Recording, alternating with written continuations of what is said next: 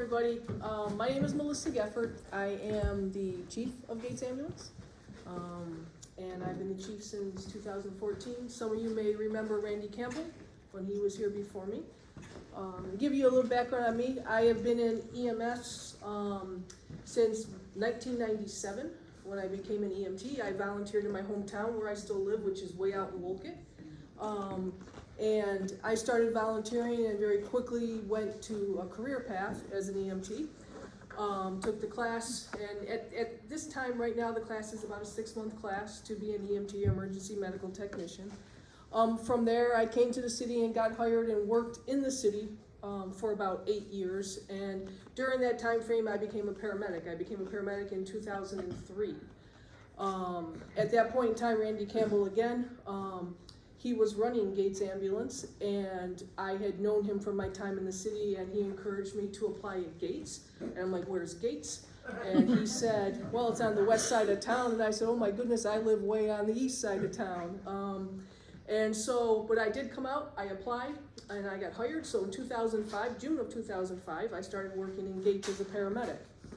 What I quickly realized is that, like my small town, even though this town is larger than my town, it still has that small town feel to it. I quickly realized that the people that I worked with at Gates Ambulance were born and raised in this town. They worked in this town. They raised families in this town. They owned homes in this town. And it didn't matter where you went. Somebody knew somebody. You know, oh, I went to school with them. I lived across the street from them. I did this or that. And so it was, to me, growing up in a small town, it was very welcoming and comforting to be in that environment. And so I stayed. In 2014, when Randy left, I did become chief of the agency, and I've been chief ever since. And during that time, I've had a lot of time to sit down and learn the history of Gates Ambulance, which is kind of why I'm here. And what I've learned is this.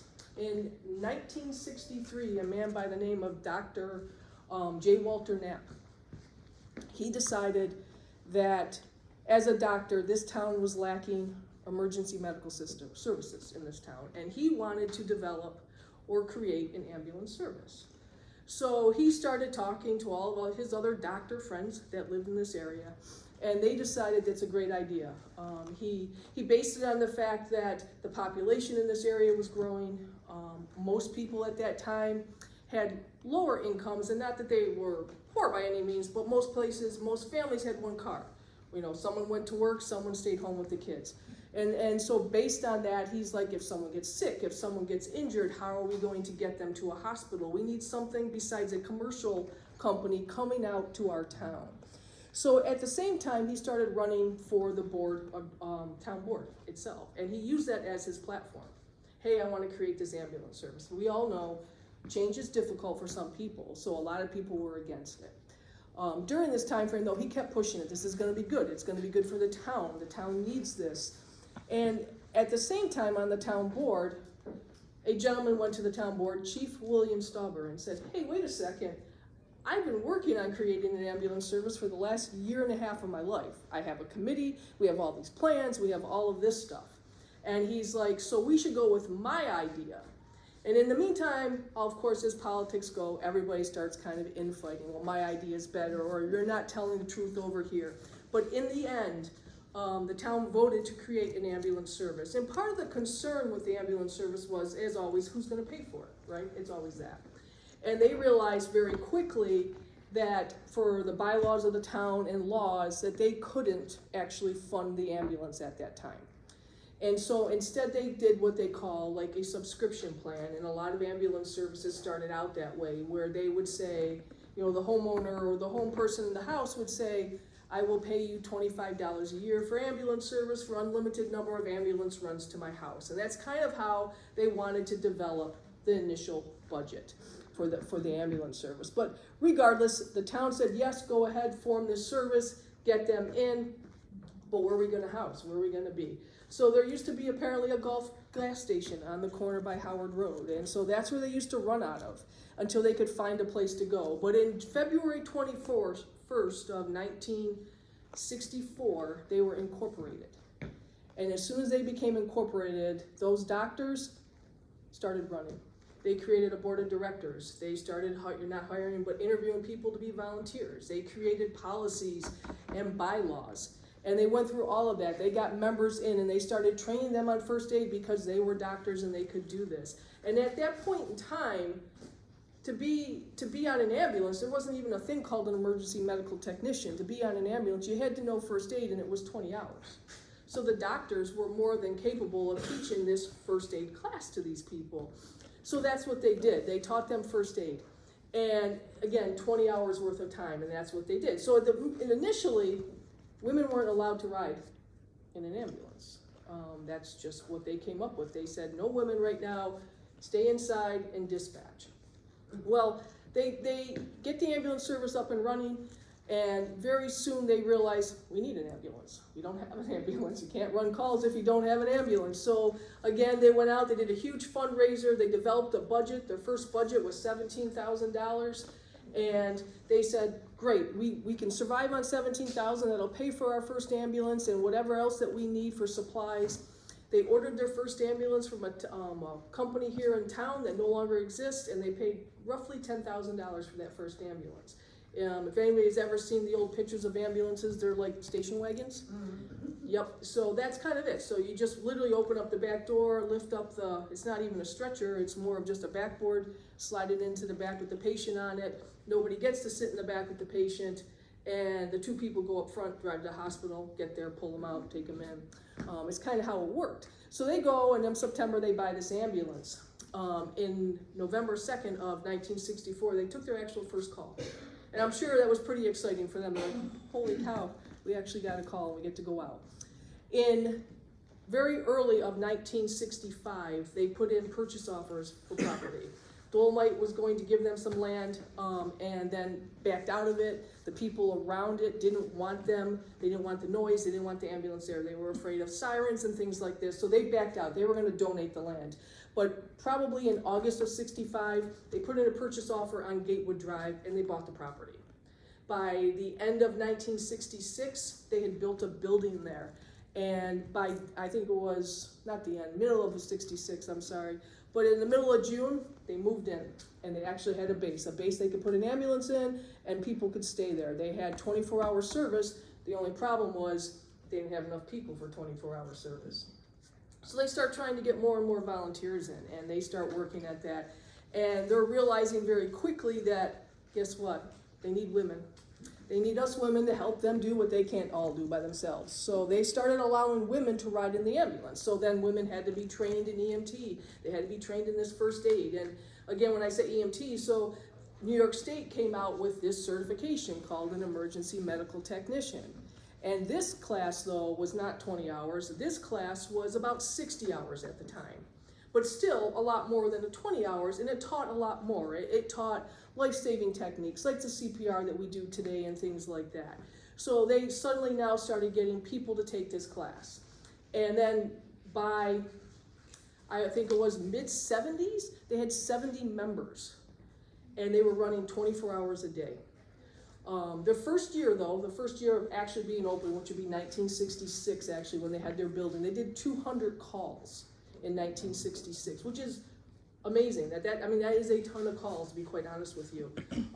Just to give you a little idea, though, of how it's changed and moving forward, as of today, I looked at our run log, and we have 7,850 calls today. And we will crest 9,000 calls by the end of this year. And that is the difference, and it's roughly 58 years, I think, since they first started. But I'll get more into that in a little bit. But 200 calls is a lot. 200 calls is a lot for people that work, that have families. You know, I mean, that's a lot for these people to be doing, but they did it. And nobody grumbled or anything. They just came in, they did their time, and they went home. I hear stories, too, of some of the older members, like Ed and Nancy Morrow, bringing their kids into the base because they had nobody else to watch their children, so they brought their kids in. Dan DeSalvo said his dad brought him in. Pete DeSalvo brought him in. Most weekends, Dan DeSalvo said, I lived in the dispatch area underneath that desk, and Dan DeSalvo currently is my assistant chief. So, you know, you talk to these people, and they spent all of their time at the ambulance, and that's what they did. In 1986, the board voted to become an ALS agency, and that's Advanced Life Support. At that time, New York State had developed a program for paramedics, and the training itself involved more hours, even not currently what it is today, but more hours. So at that time in 1986, they had 4 people that wanted to take the paramedic class, and it was probably about an 8-month class every night of the week that they had to go to. This class, though, teaches them more. It teaches them how to start IVs. It teaches them some cardiac stuff, how to put a tube down someone's throat if they're not breathing. And so they got more experience with that. They bought a second ambulance. They're looking at buying another base over where it is now on Howard Road, right? So they get this base up and running and they move into it. They have more ambulances, well, 2 at that time, but they have 4 paramedics. And what that does is that allows them to offer 24-hour-a-day service to this community for ALS. And that's amazing because although it's great to have an ambulance come to you, if you don't have that ALS provider, that paramedic, you still have to call for that paramedic, because if someone's having cardiac arrest, if someone's having a heart attack, you need a paramedic. And granted, the EMTs are still going to do what they can do to get you to where you need to be, but especially in this day and age with the drugs that we carry in our ambulance, we can stay at your house and do a lot for you, the same that they would do in an ambulance or in an emergency department, but we can do it 20 minutes sooner. And that's the goal, right, is obviously save lives, help people, and that sort of thing. So in 1986, they get all excited, hey, we're going to get these paramedics in here, we're going to start training people. And what that did was they were one of the first agencies in this county to have paramedics. And what that did was it created an environment where more people wanted to come to Gates and volunteer. They're like, hey, they're supporting advanced life support. They're paying for this service to send people to class. I'm going to go and volunteer at Gates. So again, at one time, I want to say in late 1988, they had over 100 volunteers, and of those volunteers, 20 of them were paramedics, which is insane. Honestly, I can't even begin to tell you how crazy that is, that everybody volunteered like that, and it was all community-based people. And so that's how they went, and so they kind of went their way like that, and they kept going and going, and then they got to a point in 1995 where they said, we can't do this anymore as volunteers. We need to probably pay somebody to come and help us do this. And they hired their first career person, who was a paramedic, in 1995. He came on board. And they still had all of their volunteers. He was very limited to when he could work. They're like, we're only gonna let you work 40 hours a week, but these times, because as volunteers, we want the times that are fun. And Friday nights are fun. I'll be honest with you, Friday nights are fun. You get a lot of stuff on Friday nights. Saturday nights are fun. Mondays are not so fun. Mondays are those days that they're really not. Mondays are the days that everybody was sick all weekend long, but they had so much going on they didn't want to go to the hospital or doctor. So then they call Monday. And so Monday you get a lot of respiratory and a lot of chest pain stuff, right? But Friday nights and Saturdays you get a lot of injuries, so it's a little more exciting, a little more fun. So, but that's when all the volunteers wanted to work, which is great because they should be able to pick when they want to work. And the career staff individual worked Monday through Friday. And so that kind of went that way for a while. In 1999, they hired a few more career staff people, and into 2000. In 2004 is when Randy Campbell came on board as their first chief. He came in as their first elect chief. Now, they always had somebody in charge. They had a director of operations. They had duty officers and things like that. But their first actual person to be placed in a position of authority, I guess, was Randy Campbell, and that was in 2004. And he was paid full time. At that point in time, they started making changes. So now our ambulances went from those cars that you're used to seeing to what we call mods. And basically they're trucks with a box on the back. If you see the Gates ambulance running around town these days, you'll see some of those mods, but you also see vans, and they both have their need. I prefer the vans. That's how I started. Some people like the mods with all the extra space. Me being short-armed, all that extra space just means I got to keep standing up to reach for stuff. When I'm in a van, I can sit tight and not move that much. But everybody has their preference, and each one is what it is, On these nice streets that you have in this town, a lot of room to put an ambulance down. So you don't necessarily need that smaller ambulance there for the van. But again, I like the smaller ones. So we have the mods and we have the vans. They got their first mods though, I want to say in 94 is when they first got them. And from there, it's just the way it went. So they kept going and they kept increasing, but they still were sitting there at Howard Road. And so 2 bays there, 2 ambulances is all they could house there. And 2 ambulances is all they could house there. And so soon after that, and I don't know the year of when the building on Elm Grove was built. At the time that it was built, it was designed, I believe it was supposed to be for fire, police, and EMS to go into the building, which is where our headquarters is now. That building in itself had more bays. It had 2 more bays that were too deep so that we could put more ambulances in there. So we started operating between Howard Road and Elm Grove Road, but Elm Grove Road being our secondary base is what we would run out of. And so from there, things just got to the point where they're like, you know what? We gotta renovate this building. We bought the building from the town for $1. They gave it to us for $1. And then we went in with a big project and we renovated it. We added more bays, we added more office space, we added bunk rooms, a nice lounge for the staff. Because we recognize that, I'm not sure if everybody knows here, but EMS, we do 12, 14-hour days. We don't work 8-hour days. We work a minimum of a 12-hour day is what we work. And we like to work 12 hours and go home, but that doesn't always happen. I know just before I came out here, crews that were supposed to get off at 6 p.m., 2 of the crews out of the 3 took late calls. They ran out the door at 5:45. They'll probably get home at 8:30, 9 o'clock tonight. So it doesn't happen all the time, but it does happen, you know. So in those situations, sometimes people want to catch a bunk room, sit down on a couch. That's what they're able to do while they're writing their charts and so forth. But in 2011, that building on Elm Grove Road was completed. And we made it our official headquarters, and we moved into there. At that point in time now, we moved to a 6-truck ambulance base, so we have 6 ambulances and 2 fly cars. Fly cars being vehicles that are ALS in nature, all the ALS supplies that we can take to calls and first response. So sometimes we might go someplace if the ambulance is coming out of Unity and it's only a BLS ambulance, then I will take my fly car with my ALS gear, drive to the house first, start providing care, and then the ambulance comes and we can transport to a hospital. And again, as an ALS provider, I have all the stuff needed.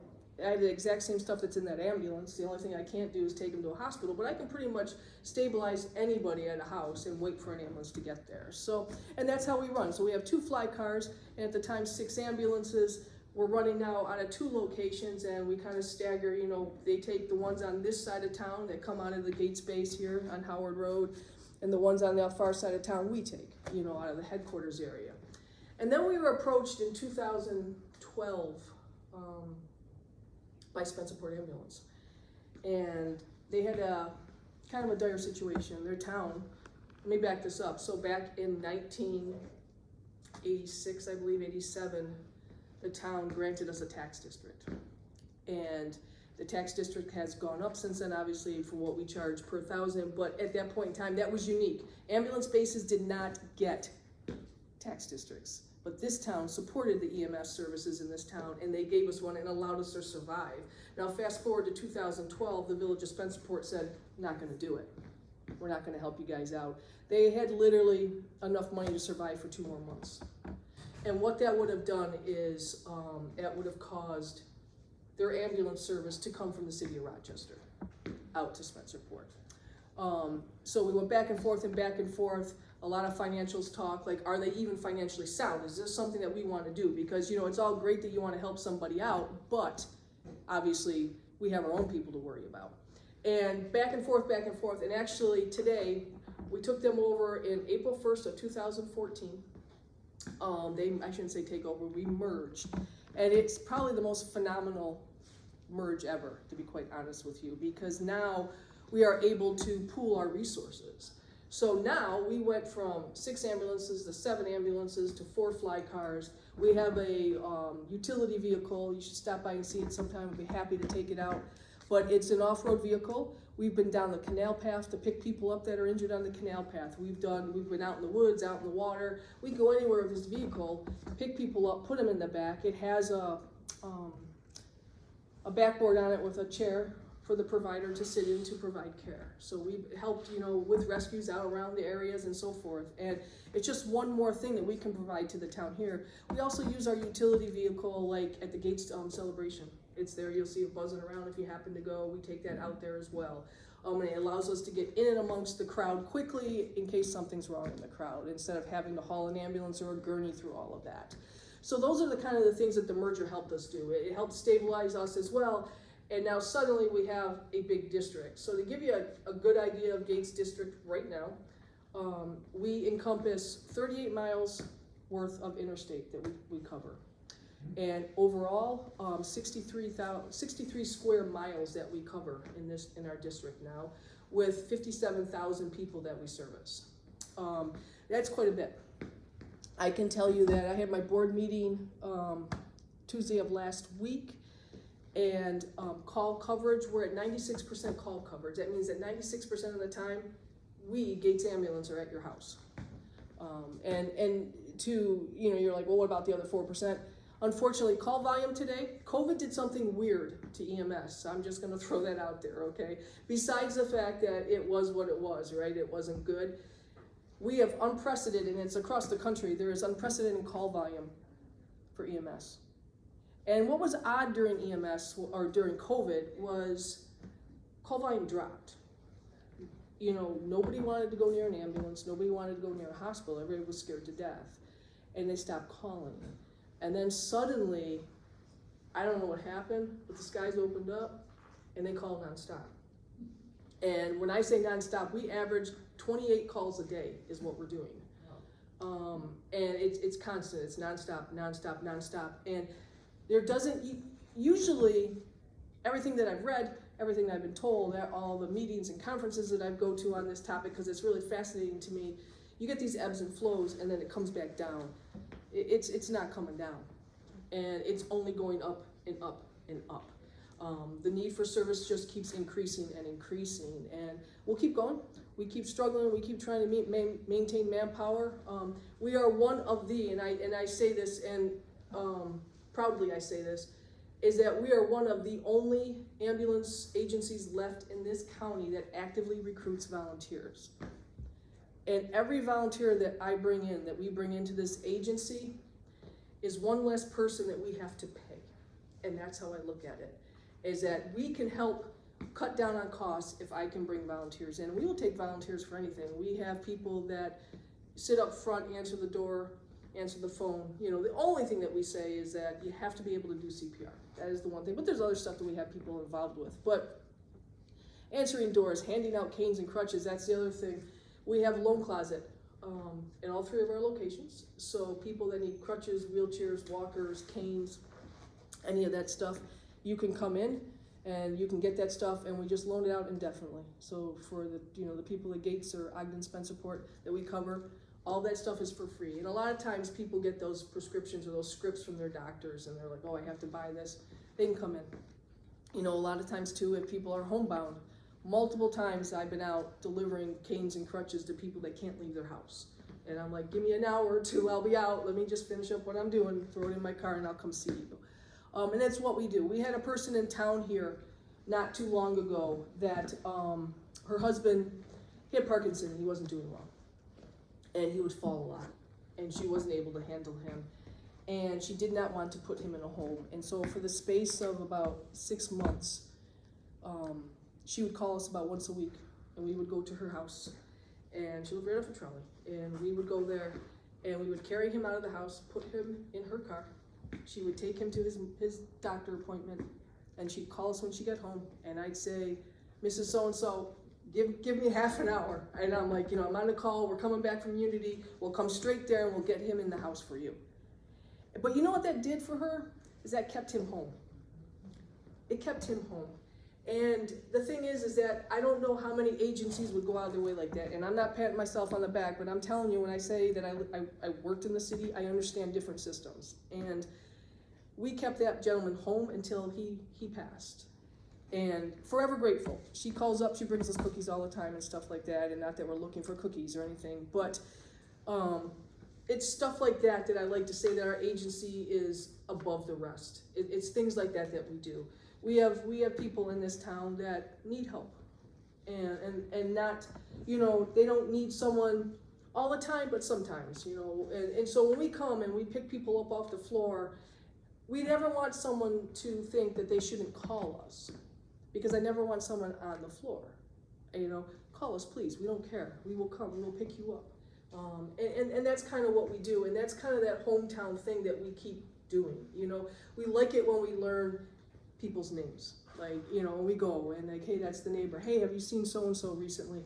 I haven't. Oh, you know, okay, have they left on vacation? Are they still there? Do you know? I don't know. Let me call some people for you and find out. Usually they call us a couple times a week because they're fallen and we haven't heard from them this week and we're concerned.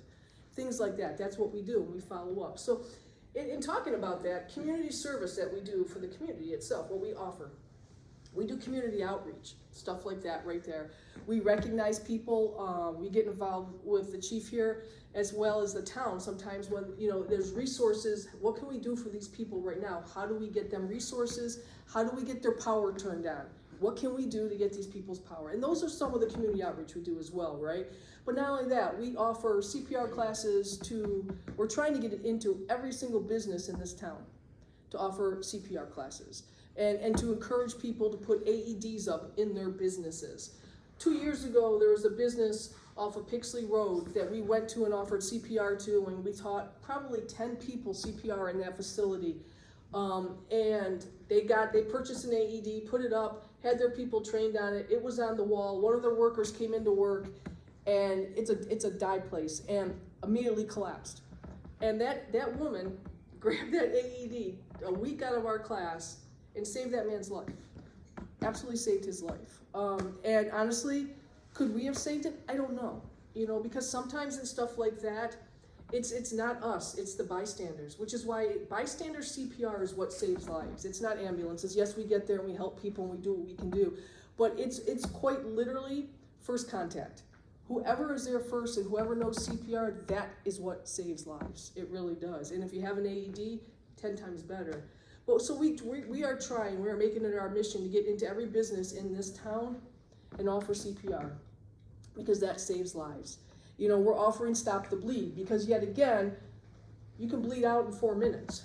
And there's a lot of industry in this town that can cause bad cuts, right? Not only that, but at your house, there's a ton of stuff that you can get cut on. And so if we can teach people Stop the Bleed, and yes, you don't need to have a tourniquet, there's tons of stuff around your house that you can use to put a tourniquet on somebody to save their life, to stop them from bleeding. So that's the other thing that we do. Obviously we do all the standbys for all the sporting events at the schools here as well. We do the DWI drill every year for the high school, for the seniors. And one of the things with that is, one of the people that works for me, my training coordinator, Jen Everett, she is, everybody know what moulage is? Everybody heard of moulage? It's where you take basically makeup and you make people look really hurt. And Jen has taken probably 50 hours worth of classes in how to make somebody actually look hurt. And she's very good at it.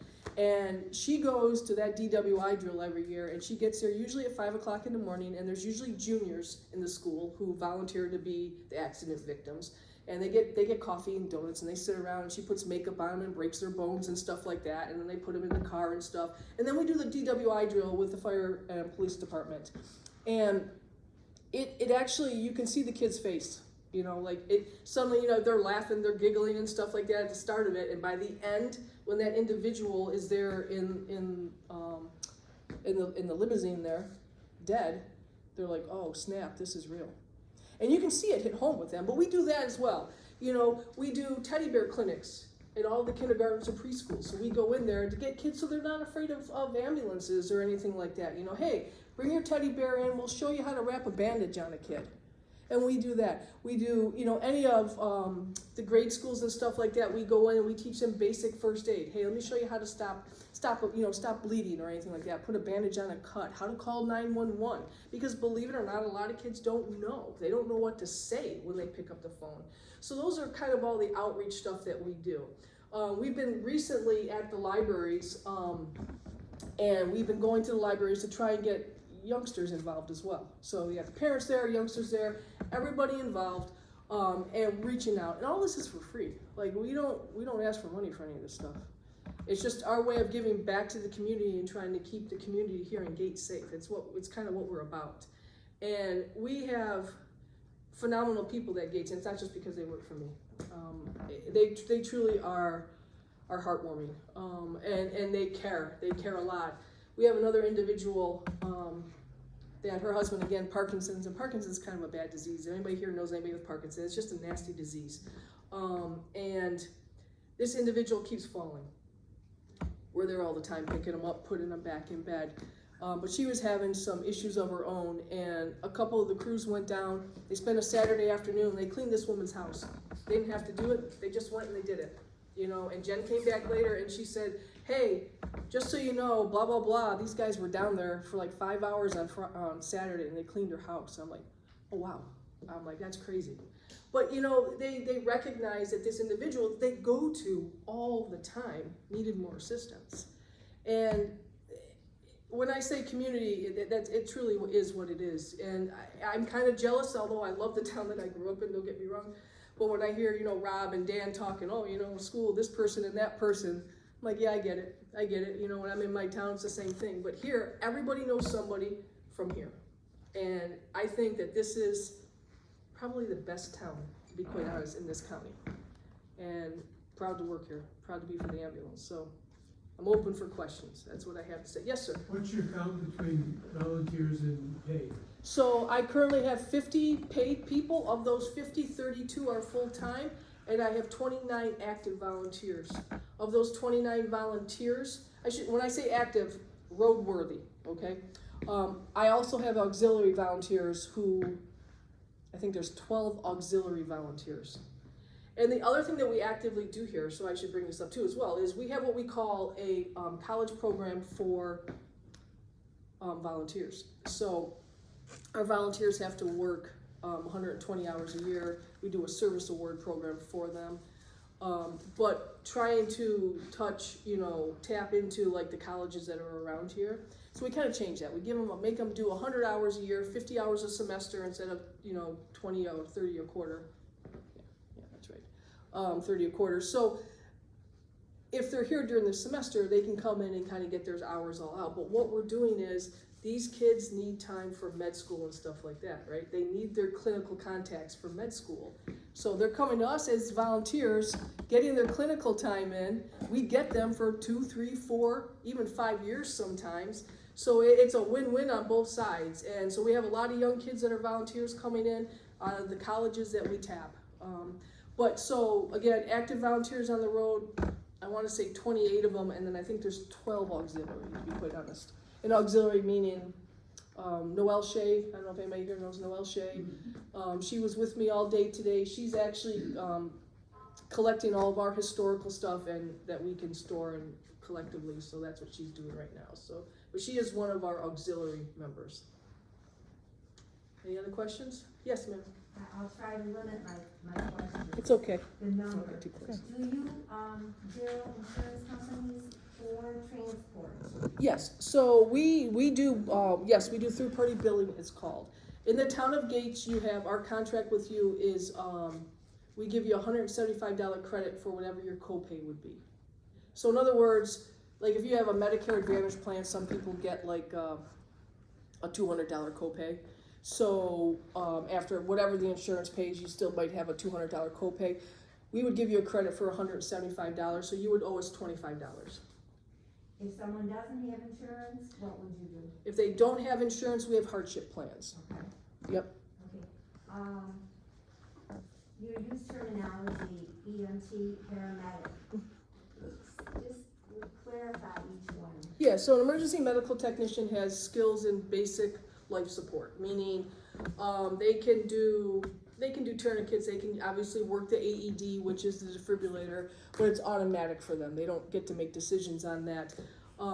Wound care, packaging as far as like spinal control and things like that, splinting, they could do all of that. Basic respiratory stuff, they now have the ability to do like asthma. They can, if you have asthma and you have albuterol, they can issue that. For chest pain, they can give out aspirin and nitro if you have it already. As a paramedic, I have cardiac drugs. I have more advanced respiratory drugs. I can put you on my cardiac monitor, which is the same monitor that I have at the hospital. I can take a look at it, make decisions based on what I see as to what drug I'm going to give you. If you're in a rapid AFib or are you in an SVT, they're two different drugs. We carry them both. So it would just depend on what you would need for that situation. We can do IVs, EMTs cannot. We have a drill gun, so sometimes people have bad access, is what we call it, and you can't get an IV in them. So I could take a drill if I really had to and put an IV into you that way.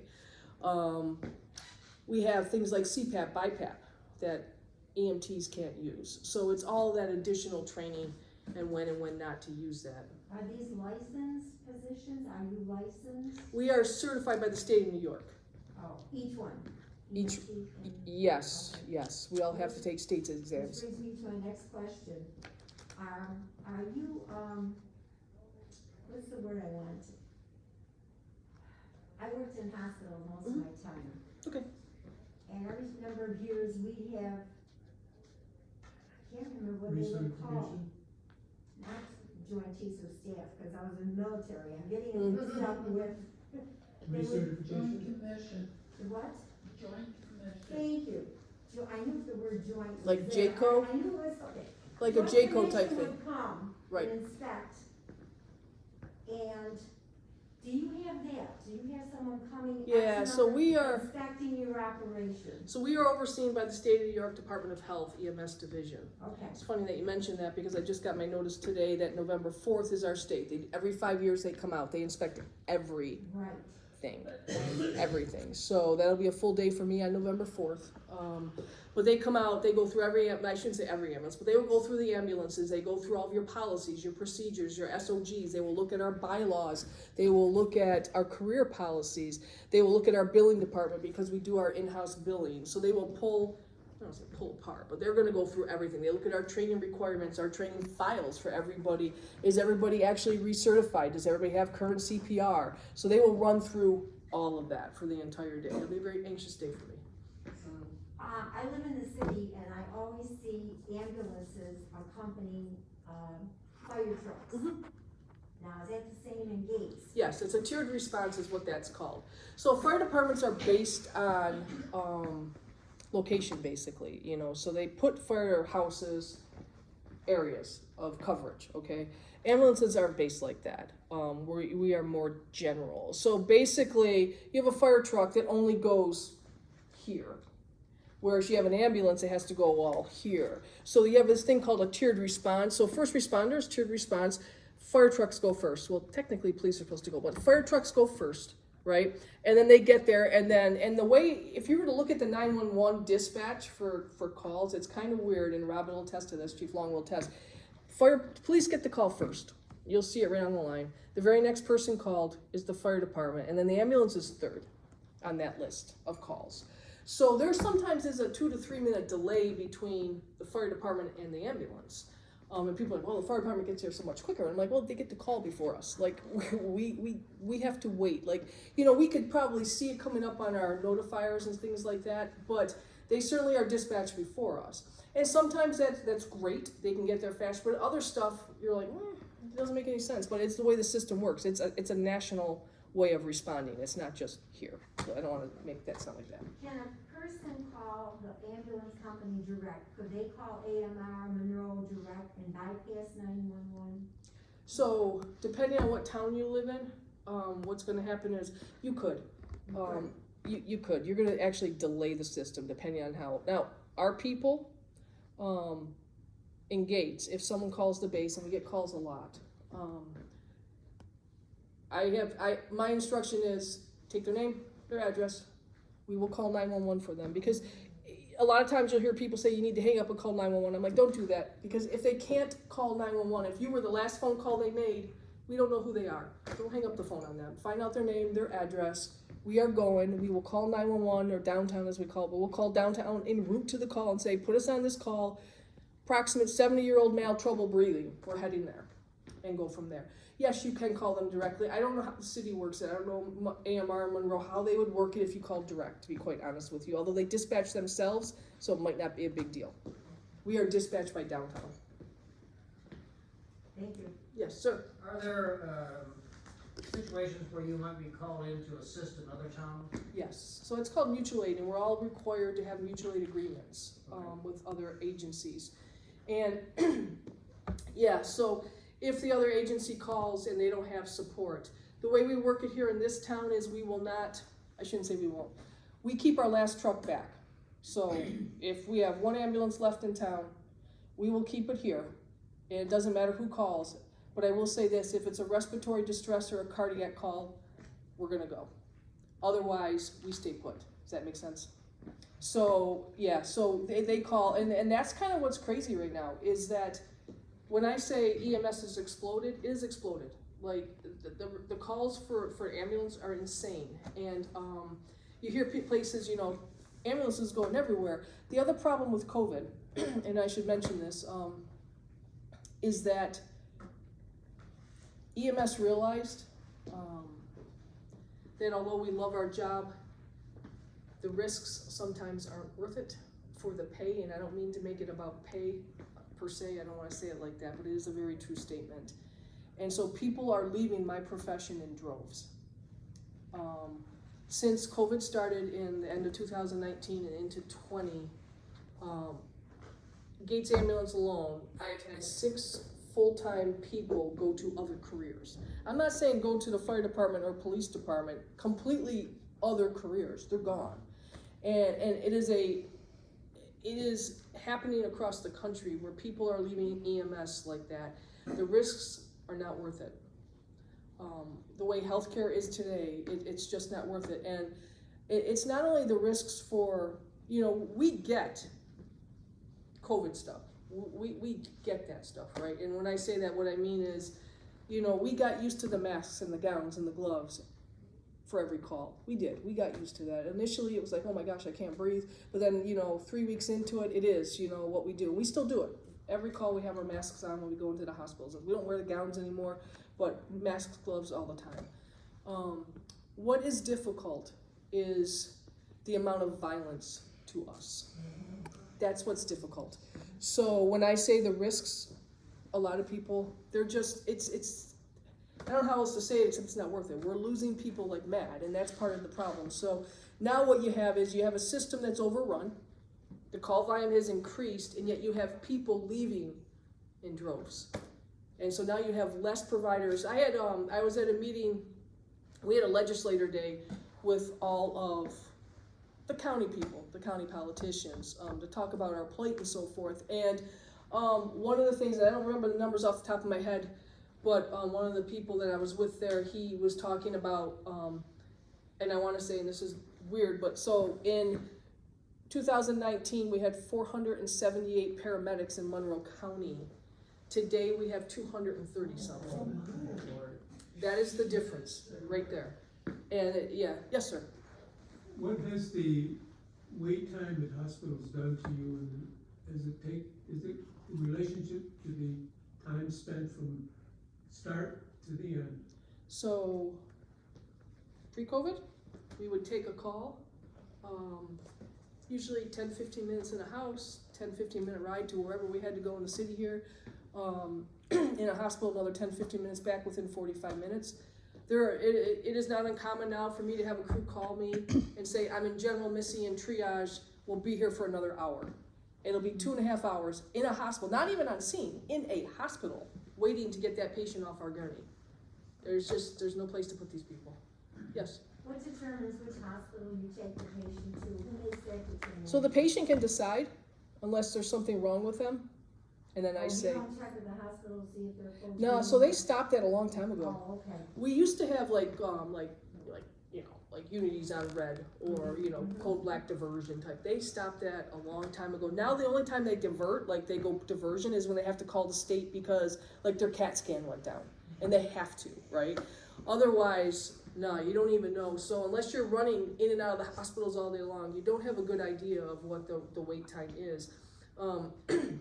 And I know now a lot of times we try to encourage people to, I get there and if I truly think, and I'm honest, you called me, I will take you, but did you call your doctor because he might be able to do like a virtual visit with you, And so they're trying to do stuff like that, virtual visits with doctors to keep people out of hospitals, to lighten the load of the hospitals, right? So they're trying to do all that stuff as well, but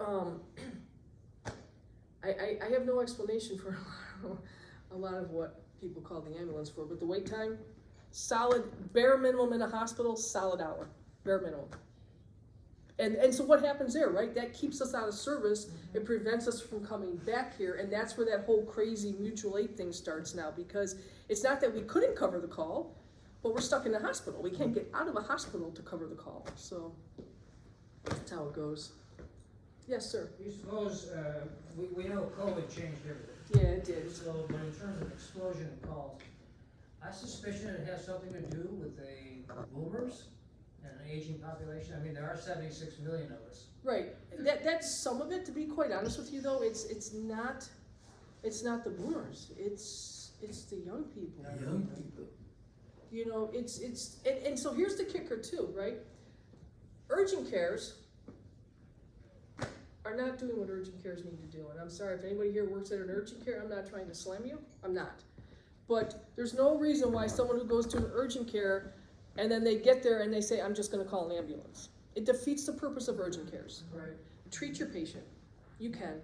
You know, when it gets to be 5 o'clock on a Friday, and they come in because they might have a fracture, and you have x-rays that you can do, but you're like, I'm just calling the ambulance because I don't want to be here till 7 waiting for the results. Right. So now suddenly we're there and we're like, I don't get it. You guys can do x-rays here. Let's go. So, and that's the thing too, New York State, we're not allowed to say no, right? And not that I would ever want to tell anybody no, but it truly is the younger people. It's odd. It's an odd thing, so. Are there any local urgent cares that are open 24 hours? You can use St. Mary's. You can go to St. Mary's walk-in, but at nighttime, yeah. Get dropped off, your car won't be there. Yeah. But yes, I guess he's right. St. Mary's is open 24 hours a day. I don't know of any other one. I don't know if there's anyone on the east side of town, to be quite honest with you. The ones around here, I think, close at 6, so a couple that we have. So, is there any other questions from anybody? Yes, ma'am. Are you unionized? Is there a union for your? We are not unionized. You're not, okay. No, nope. The city is, we are not, so. Nope. Anybody have any Is there a other? lot of problems with drug overdoses and stuff? Yeah, you know, it's kind of, Mental breakdowns? there's a lot of mental health calls, and that's part of the problem too, is how to handle the mental health calls. And interesting enough, you know, they wanna say it's a police problem or it's an ambulance problem, but it's actually not either. It's the mental health people's problem, and they don't, you know, I heard something the other day that was kind of interesting where, they know that they need more people in the mental health, like the fit teams that you hear about, people going out to the calls and helping out and stuff. They just don't have enough people to do that. They don't have enough. They don't, I get that, but they also could transport. You know, I mean, because if I'm going there and they're like, he's perfectly fine, there's nothing wrong with him, he just needs to go talk to somebody. Well, you have your car here, it's a county car, put him in your car, take him to a hospital. Why do I have to take him to a hospital and I'm out of service forever?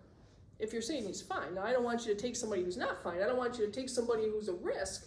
And but, you know, generally speaking, that involves us in police force, right? Or law enforcement, but you know, when they're completely fine, except they need to go talk to somebody, that's where it gets difficult. And that's a lot of the problem, so. Yeah. But I just know somebody that she was in mental health, she was a social worker, and that's what she ended up getting called in the middle of the night because of drug overdose and all. She finally quit because she had to go in the morning in, she worked for the town, yeah, Orleans, and she said, I can't work 24 hours. no, it's rough. There's a lot of it out there. There's a lot of it out there. Definitely. Does anybody have any other questions for me? Thank you very much. No, you're welcome.